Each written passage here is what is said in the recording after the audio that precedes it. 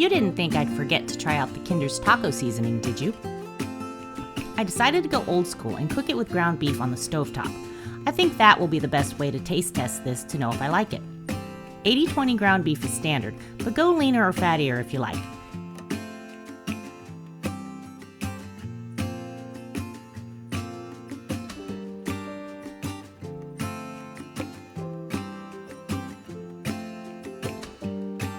You may have to drain some fat. I left the fat in while cooking and then put the pan onto a tilted surface to let gravity do the work in separating the fat. Just be careful with this method if you have kids running around. It would be safer to drain and then put it into a proper serving bowl. This seasoning is really tasty. Steve said he liked it better than any of the usual packets I've used. I don't know if it's better, but it's definitely good enough to buy again. We hope everyone has a safe and delicious Cinco de Mayo weekend. Make sure to like, share, subscribe, and leave a comment. Thank you so much for watching, and I will see you in the next video. Bye-bye!